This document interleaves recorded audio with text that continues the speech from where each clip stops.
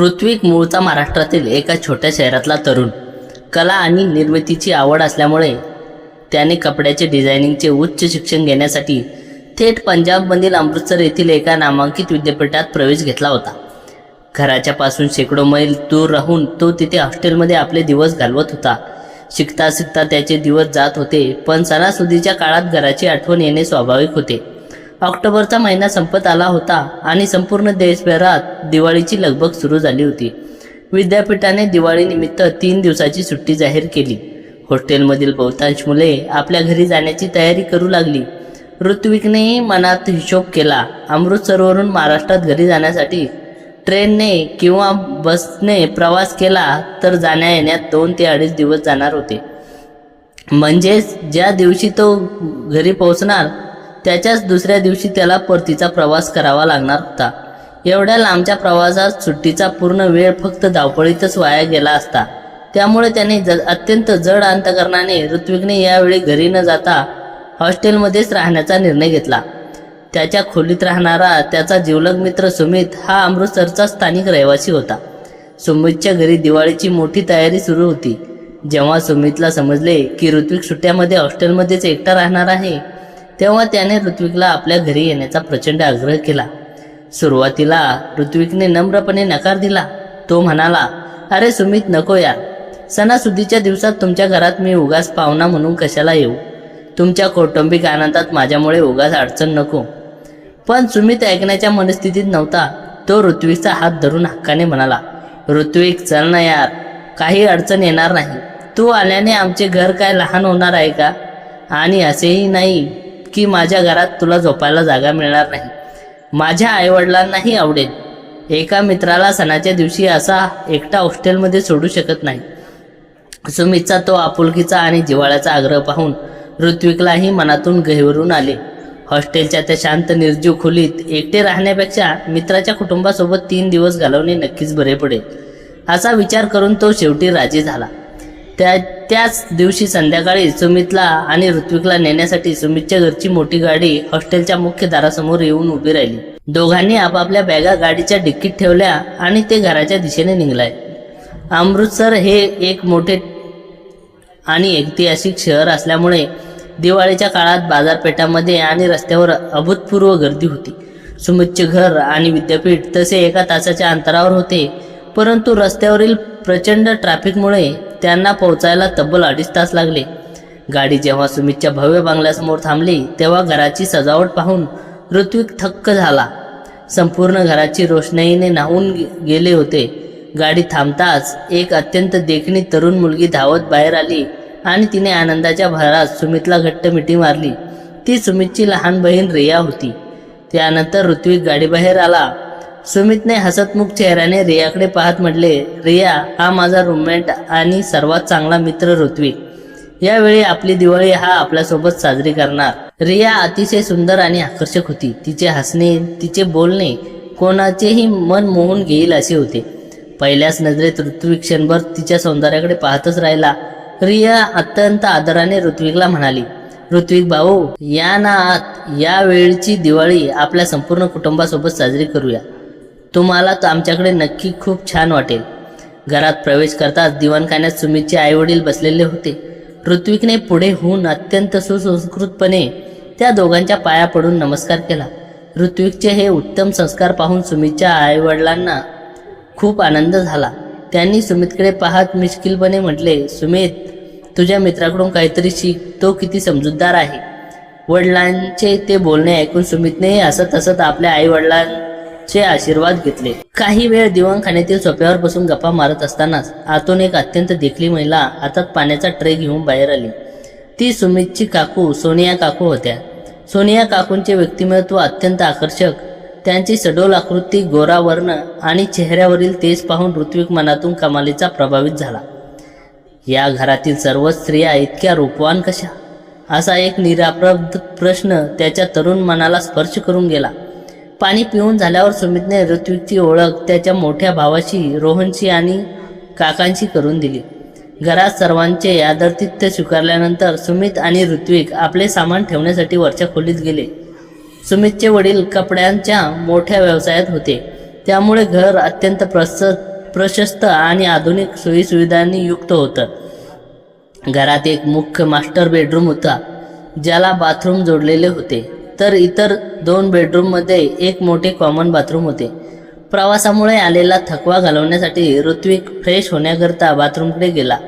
Bathroom अतिशय मोठे, आलिशान आणि आधुनिक 3D टाईल्सने सजवलेले होते। तिथे फ्रेश होत असताना ऋत्विकचे लक्ष समोर असलेल्या छोट्या कपाटाकडे गेले। सहज उत्सुकतेपोटी त्याने ते कपाट उघडले। कपाट उघडताच त्याला थोडा संकोच वाटला, कारण वरच्या कप्प्यात पुरुषाचे हेअर क्रीम आणि फेस वॉश होते, तर खालच्या कप्प्यात दोन्ही कप्प्यामध्ये घरातील स्त्रियांचे कपडे व्यवस्थित घड्या घालून ठेवलेले होते। ऋत्विकने लगेच कपाट बंद केले आणि बाहेर आला। रात्री जेवणाची वेळ झाली होती। सुमितची काकू आवाज दिला, सुमित, ऋत्विक, चला, जेवण तयार आहे, गरमागरम जेवून घ्या। सर्वांनी एकत्र बसून जेवणाचा आस्वाद घेतला। गप्पा गोष्टीमध्ये ऋत्विक आणि सुमितच्या पुढील भविष्याबद्दल, त्यांच्या शिक्षणाबद्दल चर्चा झाली। जेवण आटपून दोघेही आपल्या खोलीत झोपण्यासाठी गेले। ऋत्विकला लहानपणापासूनच खोलीत एकटे झोपण्याची सवय होती। आता सुमितच्या खोलीतील त्या मोठ्या बेडवर सुमितसोबत झोपताना त्याला लवकर झोप येत नव्हती। तो बेडवर सारखा खुशी बदलत होता।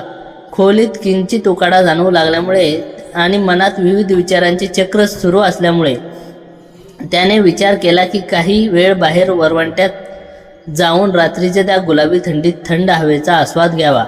रात्रीचे साधारण 1 वाजला असावा। ऋत्विक अत्यंत शांत पावलांनी आपल्या खोलीतून बाहेर आला। मुख्य हॉलमध्ये येताच समोरचे दृश्य पाहून त्याच्या पाय जमिनीला खिळले।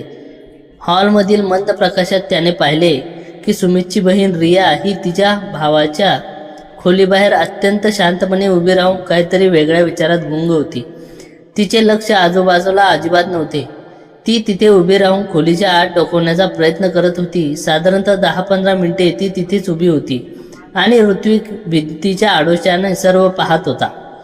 तेवढ्या शेजारच्या खोलीतून, म्हणजे सुमितच्या काकांच्या खोलीतून हळू आवाजात कुजबुज ऐकू येऊ लागली।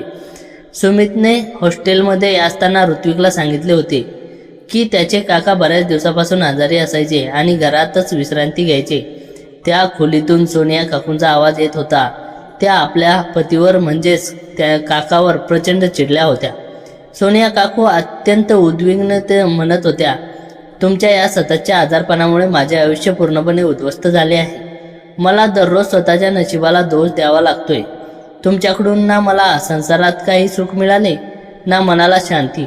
यापेक्षा मी अविवाहित राहिले असते तर जास्त बरे झाले असते। ऋत्विक भिंतीच्या आडोशाला उभा राहून हे सर्व ऐकत होता। घरातील या अंतर्गत कलहाची कल्पना त्याला नव्हती। तेवढ्यात सुमितचा मोठा भाऊ रोहन आपल्या खोलीतून बाहेर आला। त्याने आजूबाजूला पाहिले आणि अत्यंत घाईघाईने कोणाला तरी फोन लावला। तो हळू आवाजात म्हणाला, लवकर बाहेर ये, त्या झोपल्या आहेत। मी बाहेर सोफ्यावर तुझी वाट पाहत आहे। फोन ठेवून रोहन हॉलमधील सोफ्यावर येऊन बसला। काही क्षणात सोनिया काकू आपल्या खोलीतून बाहेर आल्या। ज्या ठिकाणी रोहन बसला होता तिथेच त्या बसल्या। खिडकीतून येणाऱ्या बाहेरील लाईट प्रकाशामुळे ऋत्विकचा समोरील दृश्य स्पष्ट दिसत होते। काकूंनी आल्या आल्या रोहनला जवळ घेतले। त्याच्या अतिशय जवळीक होती। सोनिया काकू म्हणाल्या, उद्या आपण थोडे उशिरा भेटूया, कारण तुझे काका रात्री लवकर झोपत नाही, ते जागेच राहतात। त्यांच्यामुळे मला बाहेर येणे कठीण। रोहनने काकूंचा हात हातात घेतला आणि दोघे एकमेकाशी अत्यंत जवळीक साधून बोलू लागले। त्यांच्यातील हे छुपे नाते पाहून ऋत्विक पूर्णपणे थक्क झाला। कौटुंबिक मर्यादा ओलांडून चाललेला हा प्रकार घरातील इतरांना माहीत नसावा याचे त्याला आश्चर्य वाटले। साधारण 20 मिनिटे त्या दोघांमध्ये संवाद आणि जवळीक सुरू होती। त्यानंतर ते दोघे आपापल्या खोलीत निघून गेले। पण ऋत्विकचे लक्ष अचानक किचनच्या दिशेने जाणाऱ्या एका सावलीकडे गेले। तिथे रिया लपून उभी होती आणि ती देखील ते दृश्य पाहत होती। रोहन आणि काकू निघून गेल्यावर रिया अत्यंत सावध पावलांनी आपल्या आईवडिलांच्या खोलीत निघून गेली। हे सर्व पाहून ऋत्विकच्या मनावर एक वेगळा स्थान आला। एका प्रतिष्ठित आणि सुसंस्कृत दिसणाऱ्या कुटुंबामागे इतकी रहस्य दडलेली असतील असा त्याने विचारही केला नव्हता। दुसऱ्या दिवशी सकाळी ऋत्विक आणि सुमित थोडे उशिरा उठले। ऋत्विकने जेव्हा फ्रेश होऊन हॉलमध्ये आला तेव्हा रिया तिथे टीव्ही पाहत बसली होती। ऋत्विक तिच्याजवळ गेला आणि म्हणाला, गुड मॉर्निंग रिया। रियाने नेहमीप्रमाणे हसून उत्तर दिले. गुड मॉर्निंग ऋत्विक भाऊ. ऋत्विकने सहज संवाद साधण्यासाठी विचारले. रिया, तुमचं शिक्षण तर पूर्ण झाले आहे, मग तुम्ही पुढे जॉब का करत नाही? रिया थोडी गंभीर होत म्हणाले. ऋत्विक भाऊ, मी अनेक ठिकाणी इंटरव्ह्यू दिले आहेत, पण आजकालच्या स्पर्धात्मक वातावरणात नोकरी मिळणे कठीण झाले आहे आणि घरचेही सतत पाठीमागे लागलेले आहेत की आता लग्नाचं वय झालं आहे, जॉब करून काय करणार? लग्नानंतर जर सासरच्या लोकांनी नकार दिला तर शेवटी घरच सांभाळावे लागणार. म्हणून मी साध्या गोष्टीकडे दुर्लक्ष करते आणि आपल्या विश्वात मस्त राहते. सकाळी 8 वाजता सुमितचे काका आणि रोहन दुकानावर जाण्यासाठी निघून गेले. ऋत्विक रियाशी बोलून बाथरूमकडे निघाला. त्याचवेळी सुमितची वहिनी रोहनची पत्नी प्रियंका बाथरूममधून बाहेर येत होती. प्रियंका दिसायला अत्यंत साधी पण सुंदर होती. रात्रीच्या त्या प्रसंगानंतर ऋत्विकचे मन थोडे विचलित झाले होते, पण त्याने स्वतःवर ताबा ठेवला. आपण दुसऱ्याच्या घरी पाहुणे म्हणून आलो आहोत. आपल्याकडून अशी कोणतीही चूक, गैरवर्तन होऊ नये ज्यामुळे आपल्या चारित्र्यावर डाग लागेल, याची त्याला जाणीव होती. तो फ्रेश होऊन आपल्या खोलीत तयार होण्यासाठी गेला. तयार होऊन बाहेर आल्यावर रिया अजूनही सोफ्यावर बसलेली होती. तिने ऋत्विकला पाहून आवाज दिला. ऋत्विक, जरा काकूंच्या खोलीत जाऊन ड्रेसिंग मिररवर पेन्सिल सेल ठेवले आहेत, ते घेऊन येशील का? ऋत्विक काकूच्या खोलीच्या दाराजवळ गेला. दार थोडे उघडेच होते. त्याने हलकेच दार ढकलले आणि आत पाहताच तो स्तब्ध झाला. सोनिया काकू पाठ फिरून आपल्या पंजाबी ड्रेस नीट करत होत्या. त्यांचे ते रूप पाहून ऋत्विकच्या मनात एक वेगळीच भावना निर्माण झाली, पण तो स्वतःला सावरत काकूंचे लक्ष जाण्यापूर्वीच तो गुपचूप मागे फिरला. तो बाहेर आला आणि रियाला म्हणाला. रिया, मला तिथे सेल दिसले नाहीत, तू जाऊन घेऊन ये ना. रिया उठून काकूच्या खोलीत गेली. तिने आता पाहिले तेव्हा काकू तिथेच बसल्या होत्या. रियाने सेल आणले आणि सोफ्यावर बसून ऋत्विककडे संशयाने पाहत विचारले. ऋत्विक, म्हणूनच तू आत गेला नाहीस ना? तू आत काय पाहिलेस का? ऋत्विक थोडा गोंधळला, पण त्याने स्वतःला सावरत म्हटले. नाही रिया, मला माहीत नव्हती की आत कोणी आहे. रिया त्याच्याकडे बारीक नजरेने पाहत राहिली. ऋत्विकने तिथे न थांबता आपल्या खोलीत गेला आणि लॅपटॉप उघडून कपड्याचे नवीन डिझाईन पाहण्यात स्वतःला गुंतवून घेतले. त्याच दिवशी संध्याकाळी सुमित, रोहन आणि ऋत्विक यांच्या कपड्यावरील फॅक्टरीत भेट देण्यासाठी गेलो. फॅक्टरी खूप मोठी होती आणि व्यवसाय कोट्यावधीचा होता. रोहनने ऋत्विकला तिथल्या कामाची पद्धत खूप छान समजावून सांगितली होती. फॅक्टरी पाहण्यात त्याला खूप वेळ झाला, त्यामुळे तो रात्री उशिरा घरी परतले. जेवण तयार होते. सर्वांनी एकत्र जेवण केले आणि आपापल्या खोलीत झोपायला गेले. रात्रीचा 1 वाजला आणि ऋत्विकची झोप येत नव्हती. काल रात्री घडलेल्या घटना डोळ्यासमोर येत होत्या. तो खोलीबाहेर आला. आज हॉलमध्ये शांतता होती, पण थोडे पुढे गेल्यावर त्याला दिसले की रिया सोफ्यावरून झोपून मोबाईलमध्ये काहीतरी पाहण्यात व्यस्त होती. तिचे पूर्ण लक्ष मोबाईलमध्येच होते. तेवढ्यात घरात काहीतरी पडल्याचा आवाज झाला. रिया दचकून उठली आणि किचनमध्ये गेली. त्याच वेळी दुसऱ्या बाजूने सोनिया काकू बाहेर आल्या. काकूंचे लक्ष अचानक ऋत्विककडे गेले. त्या म्हणाल्या, ऋत्विक, एवढ्या रात्री तू इथे काय करत आहेस? ऋत्विकने उत्तर दिले, काकू, मला तहान लागली होती म्हणून पाणी पिण्यासाठी आलो होतो, पण अंधार असल्यामुळे रस्ता नीट दिसत नव्हता. ठीक आहे, जाऊन पाणी पी, काकू म्हणाल्या आणि सोफ्यावर जाऊन बसल्या. ऋत्विक किचनमध्ये गेला. त्याला माहीत होते की रिया तिथे लपलेली आहे. त्याने लाईट न लावता पाणी पिले. जेव्हा तो बाहेर आला तेव्हा सोनिया काकू त्याला आवाज दिला. ऋत्विक, जरा इकडे, तुझ्याशी बोलायचे आहे. काकूंनी रोहनला कदाचित आधीच फोन न करण्याचा संदेश दिला असावा, त्यामुळे रोहन बाहेर आला नव्हता. ऋत्विक काकूजवळ सोफ्यावर जाऊन बसला. काकूंनी त्याच्या घरच्या परिस्थितीबद्दल, त्याच्या भविष्यातील योजनाबद्दल विचारपूस सुरुवात केली.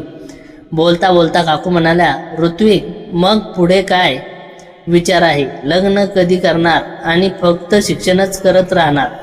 ऋत्विक हसून म्हणाला, काकू, लग्न तर करायचे आहे, पण शिक्षण पूर्ण होऊन चांगली नोकरी लागल्यावर, आणि आजकालच्या काळात तुमच्यासारखी सुंदर मुलगी मिळणेही कठीण आहे. काकू थोड्या लाजल्या आणि म्हणाल्या, माझ्यासारखी म्हणजे काय? ऋत्विक थोडा धाडसी होत म्हणाला, काकू, तुम्ही वयाने माझ्यापेक्षा मोठ्या असाल, पण तुमचे सौंदर्य अप्रतिम आहे. मला तुमच्यासारखी जीवनसाथी हवी आहे. त्या रात्री त्यांच्यातील संवाद अधिक गडद होत गेले. गप्पांच्या ओघात काकूंचा हात ऋत्विकच्या हातावर स्थिर झाला. त्या स्पर्शाने ऋत्विकच्या मनात एक नवीन तरंग निर्माण केला. ऋत्विकने काकूला विचारले, काकू तुम्ही रोज रात्री एवढ्या उशिरा इथे येऊन बसता? काल रात्री मी तुम्हाला आणि रोहनला इथे बोलताना पाहिले होते. हे ऐकून काकू क्षणभर घाबरल्या, पण त्यानंतर अत्यंत भावूक होऊन सांगितले, ऋत्विक, या घरातील पुरुष माझ्या भावना समजू शकत नाही. माझे पती सतत आजारी असतात, त्यामुळे माझ्या आयुष्यात एकटेपणा आला आहे. त्या रात्री त्यांच्यातील जवळीक कमालीची वाढली. काकूंनी ऋत्विकच्या भावनांना होकार दिला. त्या रात्री भावनांच्या भरात त्यांच्यात एक वेगळीच नाती निर्माण झाली. सोनिया काकूंनी ऋत्विकचा फोन नंबर घेतला आणि म्हणाल्या, मी जेव्हा कॉल करेल तेव्हाच तू बाहेर येत जा. काकू खोलीत गेल्यावर ऋत्विक किचनच्या दिशेने गेला. त्याने रियाला आवाज दिला, रिया बाहेर ये, मी तुला तिथे लपलेलं पाहिले आहे. रिया हळूच बाहेर आली. ऋत्विकने विचारले, तू का रोज रात्री लोकांना खाजगी आयुष्य चोरून पाहतेस?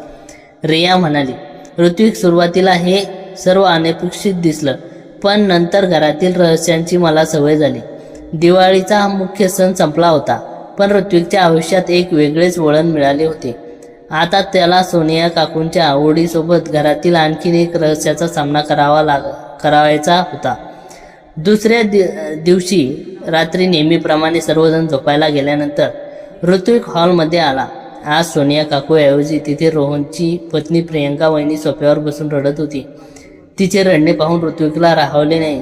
तो तिच्याजवळ गेला आणि म्हणाला, वहिनी, काय झाले? तुम्ही एवढ्या रात्री इथे बसून का रडत आहात? प्रियंका वहिनी डोळे पुसत म्हटले, ऋत्विक, या घरात पैसा, संपत्ती सर्व काही आहे, पण माझे नशिबात सुख नाही.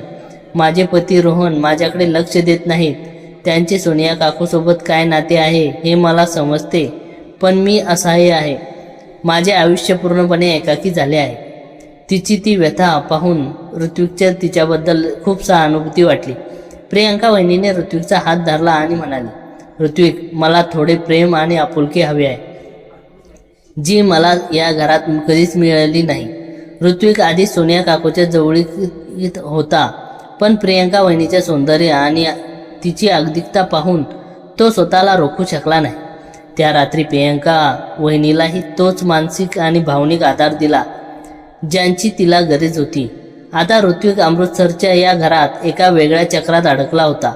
एका बाजूला सोनिया काकू, दुसऱ्या बाजूला प्रियंका वहिनी आणि तिसऱ्या बाजूला रिया, जिच्या मनातही ऋत्विकबद्दल एक सुप्त आकर्षण निर्माण झाले होते.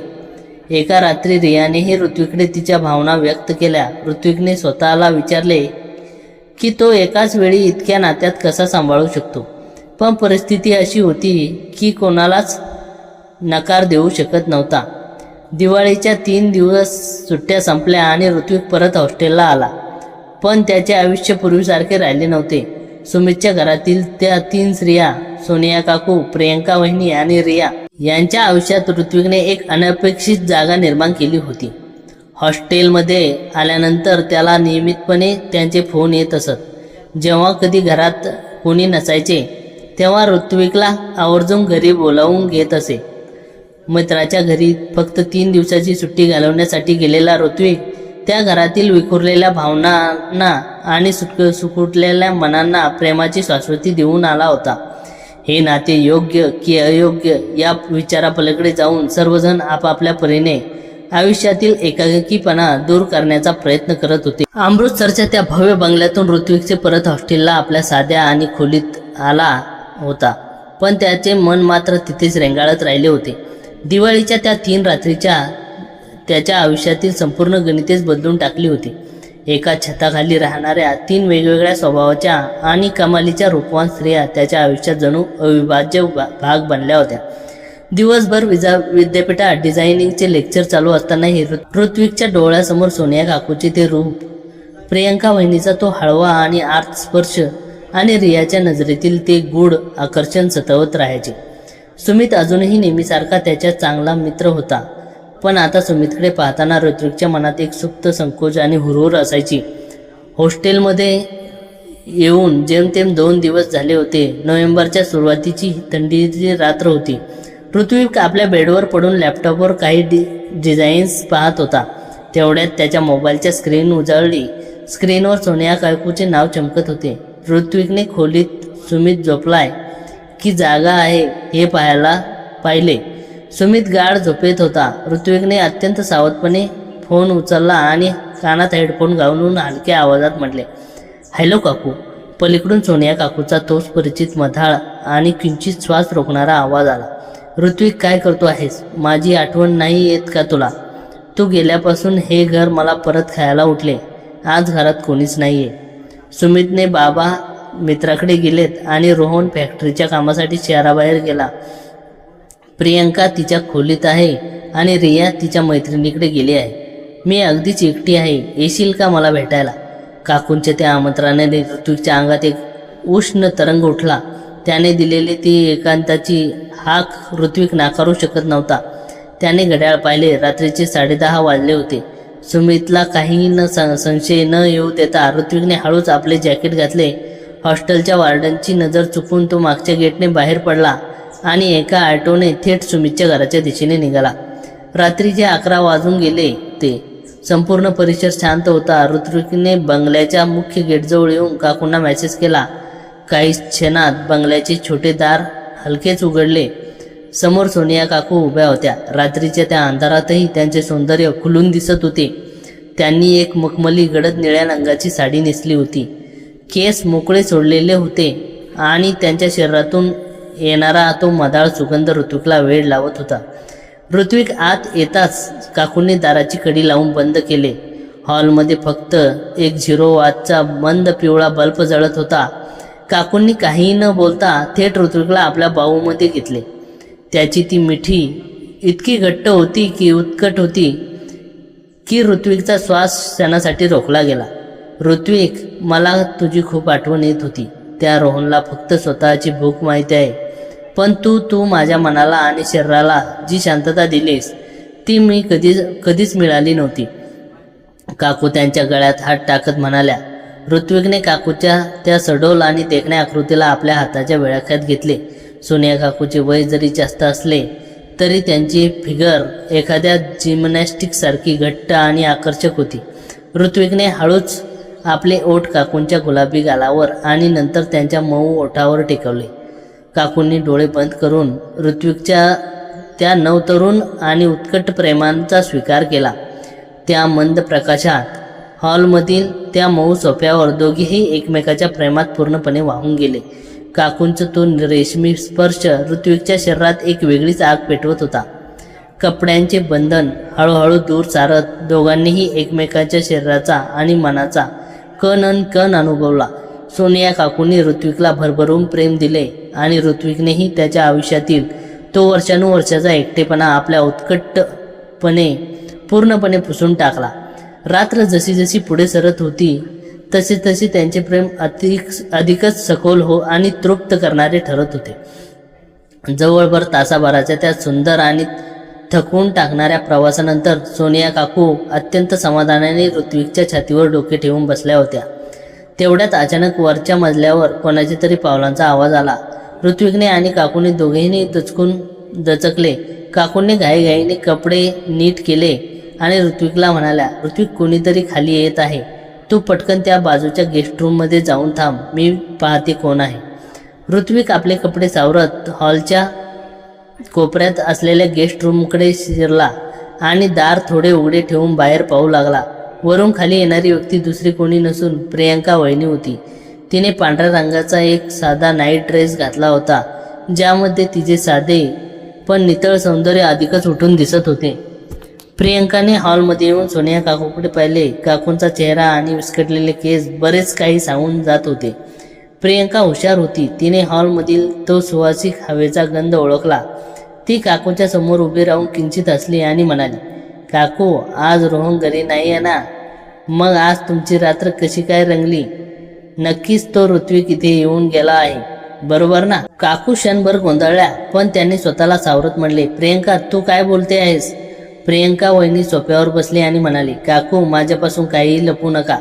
दिवाळीच्या रात्री रियाने मला सर्व काही सांगितले होते. मला माहीत आहे की रोहन तुमच्या खोलीत काय करतो आणि ऋत्विकने तुम्हाला काय दिले आहे. पण काकू, रोहन माझा नवरा असूनही मला कधी चुकाचा क्षण देऊ शकला नाही. जर ऋत्विक या घरात सर्वांना आनंद देत आहे तर मग आज माझा हक्क का नाही? गेस्ट रूमच्या दाराआडून ऋत्विक हे सर्व ऐकत होता. प्रियंका वहिनीच्या आवाजातील तो एकटेपणा आणि तिच्या डोळ्यातील ती इच्छा पाहून त्याचे हृदय द्रावले. सोनिया काकू प्रियंकाकडे पाहू लागल्या. शेवटी काकूने प्रियंकाचा हात हातात घेतला आणि म्हणाल्या, प्रियंका, मला तुझी अवस्था समजते. या घराच्या भिंतीमागे आपण दोघीही एकाकी आहोत. ऋत्विक तिथे गेस्ट रूममध्ये आहे. जा, आज तुझी इच्छा पूर्ण करून घे. प्रियंका वहिनीने काकूकडे कृतज्ञतेने पाहिले आणि उठून हळूवार पावलांनी गेस्ट रूमच्या दिशेने आली. तिने दार ढकलले आणि आत प्रवेश केला. ऋत्विक तिथेच उभा होता. प्रियंकाने आत येताच दार बंद केले आणि कडी लावली. खोलीत संपूर्ण अंधार होता. फक्त खिडकीच्या चंद्राचा शीतल प्रकाश आत येत होता. प्रियंका ऋत्विकच्या अगदी जवळ आली. तिचे हृदय वेगाने धडधडत होते. तिने ऋत्विकच्या चेहऱ्यावर आपले दोन्ही मऊ हात ठेवले आणि म्हणाली, ऋत्विक, आज मला नकार देऊ नकोस. मला माहिती आहे की तू काकूंचा आहेस, रियाचा आहेस, पण आजच्या रात्रीपुरता तरी तू फक्त माझा हो. ऋत्विकने प्रियंका वहिनीच्या डोळ्यातील ते अश्रू, तिच्या ओठावर ती आस पाहिली. त्याने प्रियंकाला अत्यंत हळुवारपणे जवळ ओढले. प्रियंकाचे शरीर सोनिया काकूंपेक्षा अधिक कोमल आणि नाजूक होते. ऋत्विकनेही तिच्या कपाळावर, तिच्या डोळ्यावर अत्यंत प्रेमाने चुंबन घेतले. त्या स्पर्शाने प्रियंकाच्या शरीरातील सर्व संकोच गळून पडला. ऋत्विकनेही प्रियंकाला बेडवर अलगद झोपवले. चंद्राच्या त्या दुधाळ प्रकाशात प्रियंकाचे सौंदर्य एखाद्या अप्सरेसारखे चमकत होते. ऋत्विकने अत्यंत संतपणे, कोणतीही घाई न करता प्रियंका वहिनीला प्रेमाच्या सर्वोच्च शिखरावर नेले. प्रियंकानेही आजवर कधी न अनुभवलेले ते सुख, तो आदर आणि ते प्रेम ऋत्विकच्या मिठीत अनुभवले. तिच्या तोंडातून निघणारे ते हलके सुस्कारे खोलीच्या शांततेत विरघळून जात होते. दोन आत्मे आणि दोन शरीरे त्या रात्री एकमेकांमध्ये पूर्ण एकरूप झाली होती. प्रियंकाचे वर्षानुवर्षाची प्रेमाची भूक ऋत्विक त्या रात्री अत्यंत रोमॅन्टिक आणि सुंदर पद्धतीने शांत केली.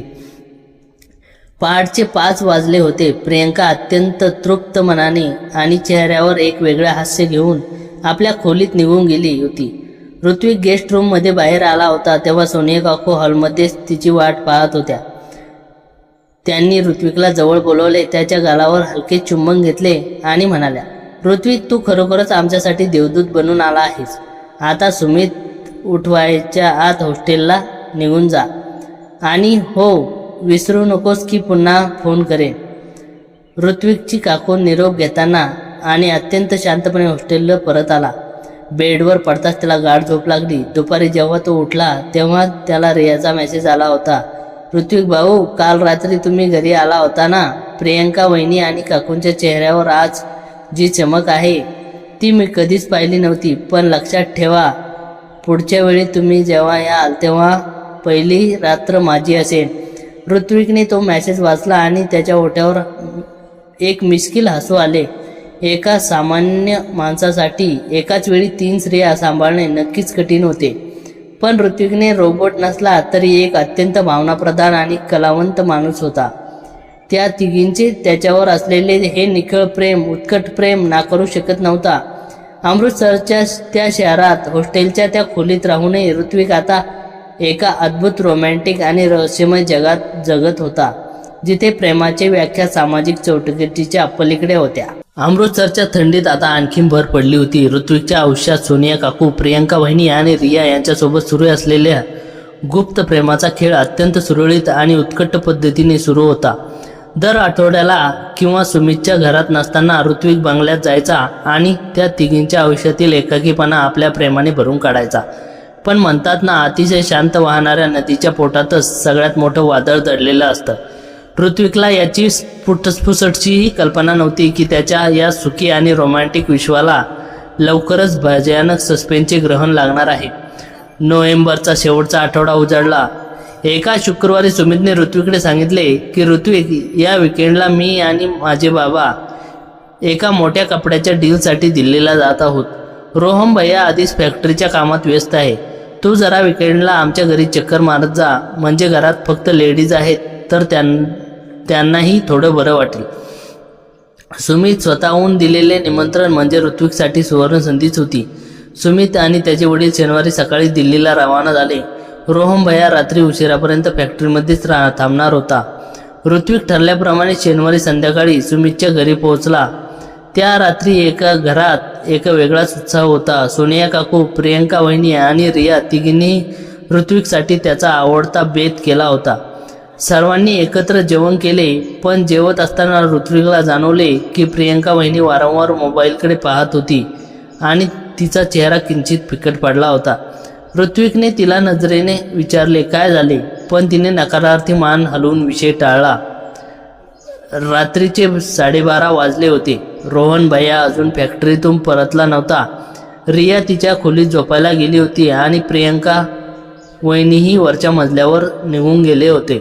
हॉलमध्ये फक्त ऋत्विक आणि सोनिया काकू सोफ्यावर बसून एकमेकाच्या मिठीत हरवून गेले होते. काकूंच्या मऊ आणि उबदार स्पर्शात ऋत्विक बाह्य जगाचा विसर पडला होता.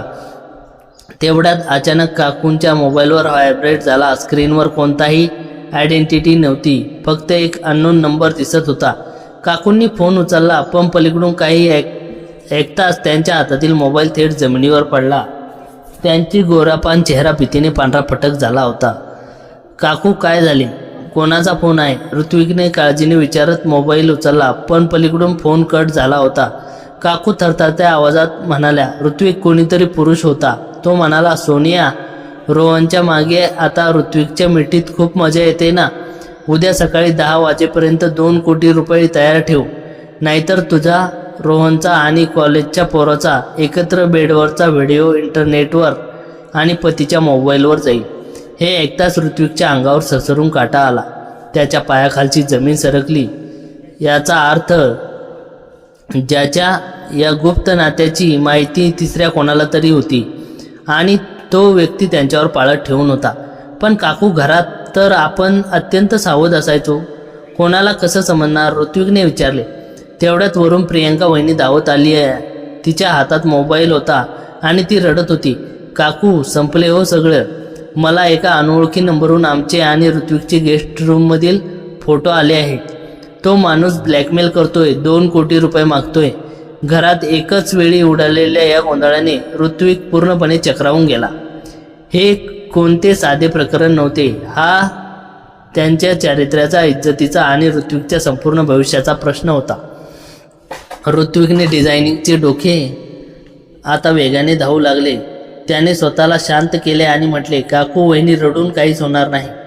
जर त्या ब्लॅकमेलरकडे व्हिडिओ आणि फोटो आहेत, याचा अर्थ या घरात कुठेतरी छुपे कॅमेरे बसवले गेले आहेत आणि हे काम घरातील किंवा घरात सहज येणाऱ्या कोणाची तरी आहे. ऋत्विकने लगेच आपला मोबाईलमध्ये हिडन कॅमेरे डिटेक्ट ॲप डाउनलोड केले. त्याने हॉलपासून तपासायला सुरुवात केली. हॉलच्या त्या मंद प्रकाशात फिरत असताना सोफ्यावरील अगदी जवळ भिंतीच्या असलेल्या जुन्या घड्याळाजवळ त्याच्या मोबाईलने सिग्नल दिला. ऋत्विकने स्टूलवर चढून घड्याळ काढले. घड्याळाच्या मागच्या बाजूला एक लहान पिनहोल लेन्स असलेला वायरलेस कॅमेरा बसवला होता. ते पाहून सोनिया काकूच्या तोंडून किंचाळी निघायची बाकी होती. ऋत्विकने पुढे जाऊन गेस्ट रूम तपासली. तिथे बेडच्या समोरील एसीच्या फ्लोप दुसरा कॅमेरा दडला होता. बापरे, आपल्या प्रत्येक खाजगी क्षणांचे रेकॉर्डिंग कॅमेऱ्यात झाले आहे. प्रियंका वहिनी डोक्याला हात लावून बसली. पण हा कॅमेरा लावला कुणी? ऋत्विकने विचारले. या घरात असा व्यक्ती आहे ज्याला पैशाची गरज आहे किंवा ज्याला आपल्या सर्वांचा सूड घ्यायचा आहे. त्याचवेळी रिया तिच्या खोलीतून बाहेर आली. तिचे डोळे लाल होते. ऋत्विकने तिच्याकडे पाहिले आणि विचारले, रिया, तुला याच्याबद्दल काही माहिती आहे का? कारण तू प्रत्येक वेळी किचनमध्ये लपून सर्व काही पाहायचीस. रिया घाबरून म्हणाली, ऋत्विक भाऊ, देवाची शपथ, मला यातले काहीच माहीत नाही. मी फक्त उत्सुकतेपोटी पाहायचे. पण कॅमेरा लावणे माझ्या कल्पनेपलीकडे आहे. संचयाची सुई आता घरातील प्रत्येकावर फिरत होती. काका, ते आजारी असायचे, पण त्यांना सोनिया काकू आणि रोहनच्या नात्याबद्दल संशय आला असावा का? आणि त्यांनीच हा सूड घेण्याचा प्लॅन आखला असेल का? रोहन भैया जेव्हा समजले की ऋत्विक सोनिया काकू आणि प्रियंका दोघींच्याही जवळ गेला आहे, तेव्हा त्यांनी स्वतःची इज्जत वाचवण्यासाठी आणि ऋत्विकला अडकवण्यासाठी हे केले असेल का? रियाचा मित्र किंवा बाहेरील व्यक्ती? घरात नोकर चाकर फारसे नव्हते, पण काही दिवसापूर्वी फॅक्टरीतील एक मॅनेजर घरात काही कामासाठी येऊन गेला होता. रात्रीचे 2 वाजले होते. तेवढ्यात घड्याच्या मुख्य दरवाजावर जोरदार थाप पडली. सर्वजण दचकले. रोहन भैया फॅक्टरीतून परतला होता. तो घरी येताच त्याचा अवतार पाहण्यासारखा होता. तो प्रचंड दारू पिलेला होता आणि त्याच्या हातात एक चिठ्ठी होती. त्याने ही चिठ्ठी सोनिया काकूच्या अंगावर फेकली आणि ओरडला, हे कायच आहे काकू? मला फॅक्टरीमध्ये एका अज्ञात माणसाने ही चिठ्ठी दिली. यात लिहिले आहे की माझ्या घरात माझी पत्नी आणि माझी काकू एकाच कॉलेजच्या मुलासोबत. रोहनचे वाक्य पूर्ण व्हायच्या आतच ऋत्विकने त्याला कॉलर पकडला. रोहन भैया शांत व्हा. आपण सगळे एकाच सापळ्यात अडकलो आहोत. तुम्हाला चिठ्ठी आली आहे, पण काकू आणि वहिनीला ब्लॅकमेलिंगचे फोन आले आहेत. 2 कोटी रुपयाची मागणी होती आहे. जर तुम्ही हा कॅमेरा लावलेला नाही तर मग तो तिसरा माणूस कोण आहे हे शोधणे गरजेचे आहे, ऋत्विकने अत्यंत करारी आवाजात म्हणाला. रोहन जेव्हा घड्याळातला कॅमेरा पाहिला तेव्हा त्याची दारू एका झटक्यात उतरली. 2 कोटी? माझ्याकडे फॅक्टरीच्या खात्यात सध्या एवढी रोकड नाहीये. जर सुमित आणि बाबांनी हे समजले तर आपला संपूर्ण व्यवसाय आणि कुटुंब रस्त्यावर येईल. ऋत्विकने विचार केला. ब्लॅकमेलर उद्या सकाळी 10 वाजता पैसे मागणार आहे. याचा अर्थ तो आसपास कुठेतरी आणि तो त्याच्या प्रत्येक हालचालीवर लक्ष ठेवून आहे. ऋत्विकने सोनिया काकूंना सांगितले, काकू त्या नंबरवर परत फोन करा आणि सांगा आम्ही पैसे द्यायला तयार आहोत, पण आम्हाला व्हिडिओ डिलीट करताना पाहायचे आहेत. काकूने थरथरलेल्या हाताने त्या अननोन नंबरवर कॉल केला. पलीकडून तो जड आवाज आला, हो सोनियाजी, मन बदलले वाटतं. खूप शहाणपणाचा निर्णय आहे. काकूंनी ऋत्विकच्या सांगितल्याप्रमाणे म्हटले, आम्ही 2 कोटी रुपये द्यायचे तयार आहोत, पण पैसा कुठे आणायचा? आम्हाला खात्री कशी मिळणार की तुम्ही तो व्हिडिओ डिलीट केला आहे? पलीकडून तो माणूस हसला. उद्या सकाळी 9 वाजता अमृतसरच्या वाघा बॉर्डरवर जाणाऱ्या हायवेवर असलेल्या जुन्या बंद पडलेल्या विट्याच्या भट्टीजवळ पैसे घेऊन या. फक्त सोनिया काकू आणि प्रियंका या दोघींनीच यायचे. जर तो कॉलेजचा पोरगा किंवा रोहन आसपास दिसला तर व्हिडिओ सेकंदात व्हायरल होईल. फोन कट झाला. ऋत्विकने आता एक धाडसी प्लॅन आखला. तो डिझायनर होता. त्याला तंत्रज्ञानाची चांगली माहिती होती. त्याने त्या हिडन कॅमेऱ्याचे IP ॲड्रेस आणि सिग्नल ट्रेस करण्याचे ठरवले. लॅपटॉपवर काही कोडिंग टूल्स वापरून त्याने शोधून काढले की कॅमेऱ्याचा डेटा ज्या सर्व्हरला जात होता त्याचा मूळ ऑपरेटर अमृतसर शहराच्या एका विशिष्ट लोकेशनवर होता आणि ते लोकेशन 2-3 कोटी नसून सुमितच्या फॅक्टरीचा मुख्य ऑफिस रूम होते. फॅक्टरीचे ऑफिस, रोहन आचार्याने म्हणाला. तिथे तर फक्त माझा मॅनेजर विक्रम आणि माझा लहान भाऊ सुमित. रोहनचे वाक्य हवेतच विरळले. ऋत्विकच्या डोक्यात प्रकाश एक तीव्र झोत पडला. सुमित हा सर्वात चांगला मित्र होता, पण तो पैशाच्या चणचणीत होता का? ऋत्विकने सुमितच्या जुन्या गप्पा आठवल्या. जेव्हा सुमित म्हणाला होता की त्याला स्वतःचा स्वतंत्र बिझनेस सुरू करायचा आहे, पण बाबा पैशाची मदत करत नाही, आणि सुमितने ऋत्विकला मुद्दाम आपल्या घरी येण्याचा प्रचंड आग्रह केला होता. सुमितला माहीत होतं की ऋत्विक देखणा आहे आणि त्याच्या घरातील स्त्रिया एकाकी आहेत. सुमितने ऋत्विकचा वापर केवळ चाराबेट म्हणून केला होता, जेणेकरून तो आपल्याच कुटुंबियातील स्त्रियांना अडकून स्वतःच्या वडिलांकडून आणि भावाकडून कोट्यवधी रुपये उकळू शकेल. हा सुमितचा प्लॅन आहे. ऋत्विक गरजला. त्याने दिल्लीला जाण्याचे खोटे नाटक केले आहे. तो दिल्लीला गेला नाही. सकाळचे 8 वाजले होते. ऋत्विक, रोहन आणि प्रियंका वहिनी गाडीत बसले. रोहनने गाडी थेट वाघा बॉर्डर हायवेच्या दिशेने पळवली. ऋत्विकने पोलिसांमधील एका आपल्या ओळखीच्या मित्राला गुप्तपणे अलर्ट करून ठेवले होते. 9 वाजता गाडी पडक्या विटांच्या भट्टीजवळ पोहोचली. सोनिया काकू आणि प्रियंका वहिनी गाडीबाहेर आल्या. त्यांच्या हातात पैशाची रिकामी बॅग होती, ज्यात कागदे भरलेली होती. ऋत्विक आणि रोहन गाडीच्या काळ्या काचामध्ये लपून पाहत होते. तेवढ्यात समोरून एका काळ्या रंगाची बाईक आली. त्यावर हेल्मेट घातलेला एक माणूस होता. त्याने बाईक थांबवली आणि सोनिया काकूंकडे पाहून म्हटले, पैसे आणले? त्याचा आवाज हुबेहूब सुमितच्या मॅनेजरचा विक्रमचा होता. विक्रम तू? प्रियंका वहिनी ओरडली. विक्रम हसला. हो मीच, पण माझ्या मागे मास्टरमाइंड कोण आहे हे पाहायचे आहे का? तेवढ्यात भट्टीच्या मागून एक महागडी गाडी आली. त्या गाडीतून जो माणूस बाहेर उतरला त्याला पाहून ऋत्विकच्या अंगात अंगातील रक्त गोठले. तो दुसरा कोणी नसून सुमित होता. त्याच्या चेहऱ्यावरील नेहमीचा भोळा बाबडा भाव नव्हता, तर एक क्रूर आणि कपटी हसू होते. होय ऋत्विक, माझ्या प्रिय मित्रा, सुमित मोठ्याने हसत म्हणाला, जो गाडीच्या काचेतून ऋत्विकला पाहत होता. तू विचार केला असेल की तू माझ्या घरात राहून माझ्या कुटुंबातील स्त्रियांना भोगत आहेस आणि मला याची काहीच माहिती नाही. अरे, तुला हॉस्टेलमधून इथे आणणारा मीच होतो. मला माहिती आहे की काकू आणि प्रियंका वहिनी किती भुकेल्या आहेत. मला फक्त एक पुरावा हवा होता, ज्याच्या जोरावर मी बाबांकडून 2 कोटी रुपये उकळू शकेन आणि स्वतःची नवीन फॅक्टरी सुरू करू शकेन. तू तर फक्त माझ्या खेळातील एक लहानसा मोहरा होतास. सुमितचे ते भयानक रूप पाहून सोनिया काकू आणि प्रियंका वहिनी कोलमडून गेल्या. ज्या सुमितला त्यांनी पोटच्या मुलासारखे सांभाळले होते, त्यानेच त्यांच्या अस्मितेचा बाजार मांडला होता. सुमित, तू इतका नीच असू शकतोस असा मी स्वप्नातही विचार केला नव्हता. ऋत्विक गाडीबाहेर येत म्हणाला, वेळ संपली आहे ऋत्विक, पैसे फेका नाहीतर व्हिडिओ लाईव्ह होतोय. सुमितने मोबाईल काढत धमकी दिली, पण तेवढ्यात मागून पोलिसांच्या गाड्याचे सायरन वाजले. ऋत्विकने आधीच पोलिसांना सुमितच्या मोबाईलचे लोकेशन ट्रॅक करायला सांगितले होते. पोलिसांनी सुमित आणि विक्रमला चारी बाजूने घेरले. सुमितच्या हातातील मोबाईल पोलिसांनी जप्त केला आणि त्यातील सर्व आक्षेपार्ह व्हिडिओ आणि फोटो ऋत्विकच्या समोर कायम डिलीट करण्यात आले. सुमित पोलिसांच्या बेड्या ठोकल्या आणि जाता जाता ऋत्विककडे अत्यंत रागाने पाहिले. बंगल्यावर परत आल्यावर वातावरण प्रचंड शांतता पसरली होती. सुमितच्या त्या कृत्यामुळे घरातील सर्वच डोळे उघडले होते. ऋत्विकने आपले सामान भरले. सोनिया काकू, प्रियंका वहिनी आणि रिया तिघींच्याही डोळ्यात अश्रू होते. त्यांनी ऋत्विकचे चारित्र्य आणि त्याचे प्रेम पाहिले होते.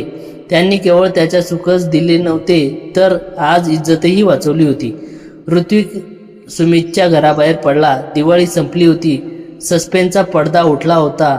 पण या प्रवासाने ऋत्विकला मानवी स्वभावाचे आणि नात्याचे अत्यंत गूढ आणि कधीही न विसरता येणारे रूप दाखवले होते.